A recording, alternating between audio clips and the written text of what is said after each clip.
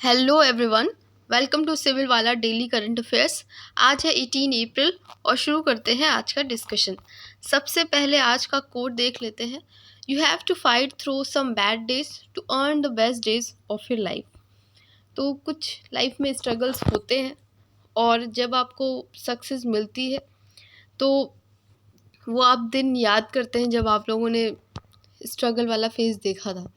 तो यही है, जैसे आप प्रिपरेशन कर रहे हैं तो आप इसको रिलेट कर पाएंगे इस कोट को, कि अभी आपको बहुत ज़्यादा जो है लोग बातें करते हैं उनको सुनना पड़ता है, एनग्जाइटी होती है, अनसर्टेनिटी बहुत ज़्यादा है इस एग्ज़ाम में।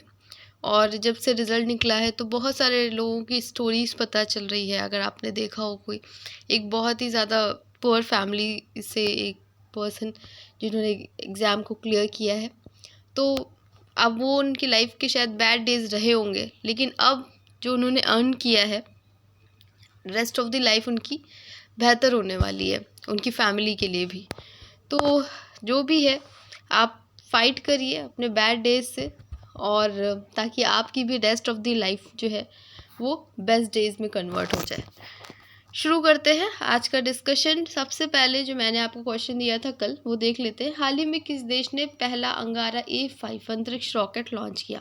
Recently which country launch first अंगारा A5 space rocket? And the answer is रूस, रशिया। नेक्स्ट क्वेश्चन है, हाल ही में 12वीं बार राष्ट्रीय महिला कैरम का खिताब किसने जीता है? एंड द आंसर इज रश्मि कुमारी। ठीक है, 3 बार विश्व चैंपियन रश्मि कुमारी 51वीं राष्ट्रीय कैरम चैंपियनशिप में के नागाजोथी को 25-8, 25-8, 14-20 और 25-20 से हराकर अपना 12वां राष्ट्रीय महिला खिताब, एकल महिला खिताब हासिल किया। तो एक जो है फीमेल है। इम्पॉर्टेंट क्वेश्चन है। ONGC में कार्यरत रश्मि ने महिलाओं के फाइनल में जीत हासिल की है। पुरुष वर्ग में के श्रीनिवास ने 7 वाइट स्लैम के साथ असाधारण कौशल का प्रदर्शन करते हुए S आदित्य को हराकर अपना चौथा राष्ट्रीय खिताब हासिल किया है। नेक्स्ट क्वेश्चन देख लेते हैं। हाल ही में कौन सा राज्य वृक्षारोपण के लिए 500 से अधिक भूमि पार्सल के साथ ग्रीन क्रेडिट कार्यक्रम को लागू करने में अग्रणी है? Recently which state is leading in the implementing the green credit programme with over 500 land parcels for tree plantation? And the answer is MP, Madhya Pradesh.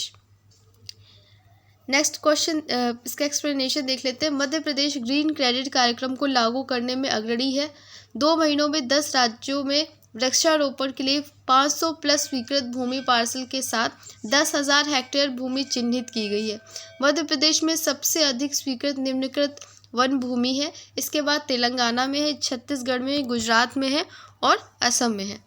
Next question देखते हैं। हाल ही में कौन सा देश मेनिनजाइटिस के लिए टीका लगाने वाला पहला देश बन गया है? Recently which country has become the first country to roll out the vaccine for meningitis? And the answer is Nigeria.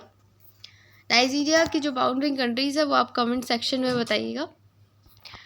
Nigeria meningitis के खिलाफ वैश्विक लड़ाई में अग्रणी है, जिसने WHO द्वारा समर्थित अभूतपूर्व MEN5CV वैक्सीन पेश की है, जो एक ही बार में 5 उपभेदों को लक्षित करती है। ये पिछले टीकों से आगे निकल गया है, जो अफ्रीका में प्रचलित बैक्टीरियल मेनिनजाइटिस के रूप में महत्वपूर्ण है, जो गंभीर स्वास्थ्य जोखिम पैदा करता है। नाइजीरिया सहित अफ्रीका के मेनिनजाइटिस बेल्ट के मामले में वृद्धि हो रही है, जिसमें पिछले वर्ष 50% की वृद्धि दर्ज की गई है। तो ये आप याद रखिएगा, ठीक है। मेनिनजाइटिस का टीका लगाने वाला पहला देश है, तो पहली कोई चीज़ होती है वो इम्पॉर्टेंट हो जाती है। अफ्रीकन कंट्री है। नाइजीरिया की बाउंड्रिंग कंट्रीज आप कमेंट सेक्शन में बताइएगा। नेक्स्ट क्वेश्चन है, QuickEye-2 एक रिले उपग्रह हाल ही में किस देश द्वारा लॉन्च किया गया है? QuickEye-2 relay satellite recently launched by which country? And the answer is चीन। चीन के राष्ट्रीय अंतरिक्ष प्रशासन ने QuickEye-2 उपग्रह प्रक्षेपण को पूर्व घोषित किया। QuickEye-2 या मैकपाई ब्रिज 2 का वजन 1200 kg है और इसमें 4.2 मीटर परवलिक एंटीना है, जो 2030 तक पृथ्वी और चंद्रमा के बीच संचार की सुविधा प्रदान करता है। तो ये किससे रिलेटेड है, ये भी याद रखिएगा। नेक्स्ट क्वेश्चन है, खेलो इंडिया NTPC राष्ट्रीय रैंकिंग तीरंदाजी प्रतियोगिता में रजत पदक किसने जीता? Who won the silver medal in Khelo India NTPC national ranking archery competition? And the answer is Sheetal Devi. तो ये एक क्वेश्चन का आंसर ही नहीं है, बल्कि ये गर्ल हमारे लिए एक बहुत इंस्पिरेशन का भी है, और आप उनके बारे में देखिएगा, पढ़िएगा। एशियाई पैरा खेलों की स्वर्ण पदक विजेता शीतल देवी ने खेलो इंडिया एनटीपीसी राष्ट्रीय रैंकिंग तीरंदाजी चैंपियनशिप में रजत पदक जीता, जबकि हरियाणा की एकता रानी ने स्वर्ण पदक जीता।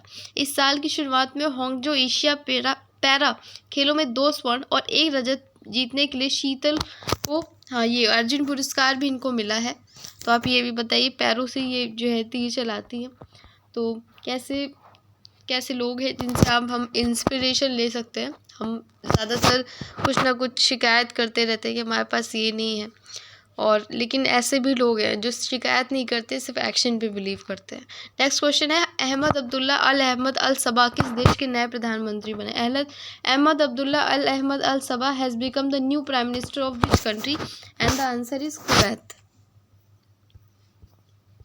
कुवैत के अमीर ने Sheikh Ahmad Abdullah Al Ahmad Al सबा को कुवैत का नया प्रधानमंत्री नियुक्त किया है। ये फैसला 7 अप्रैल को पूर्व प्रधानमंत्री शेख मोहम्मद अल सलेम अल सबा के इस्तीफे के बाद लिया गया। कुवैत पश्चिम एशिया का एक देश है। स्वदेशी मुद्रों पर संयुक्त राष्ट्र स्थायी मंच का 23वां सत्र कहाँ आयोजित किया गया? Where was the 3rd session of the United Nation permanent forum on indigenous issue held? The answer is New York. यहाँ आप देख सकते हैं, स्वदेशी मुद्रों पर संयुक्त राष्ट्र स्थायी मंच का 23वां सत्र न्यूयॉर्क संयुक्त राज्य अमेरिका में आयोजित किया गया।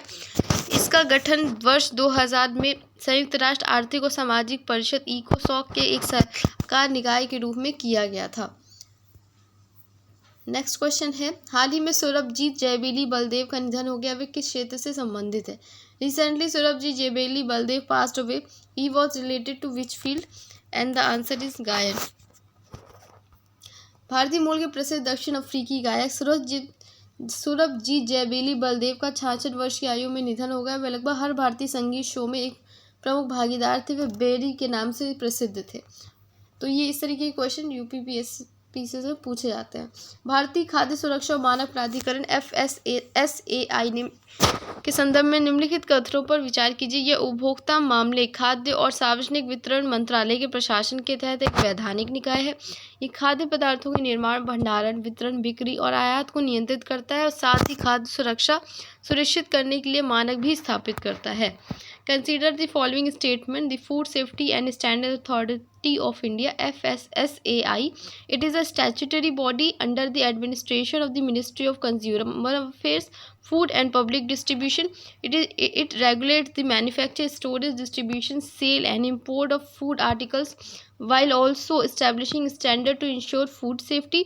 Which of the statement given above are correct? And the answer is only 2.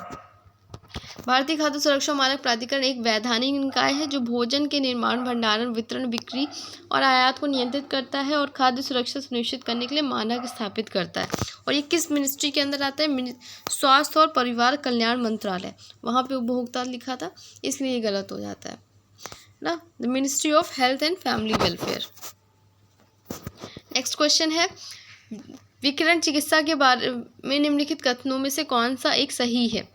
And the answer is, विकिरण चिकित्सा का उपयोग अकेले या सर्जरी और कीमोथेरेपी जैसे अन्य उपचारों के साथ किया जा सकता है।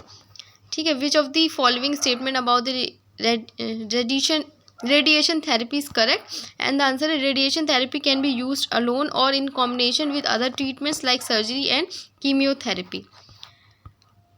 विकिरण चिकित्सा का उपयोग अकेले सर्जरी और कीमोथेरेपी जैसे अन्य उपचारों के साथ किया जा सकता है। दिल्ली में लेडी हार्डिंग मेडिकल कॉलेज ने अपनी विकिरण थेरेपी सुविधा का उद्घाटन किया जो ब्रेकीथेरेपी उपकरण का उपयोग करके कैंसर रोगियों का उपचार प्रदान करती है।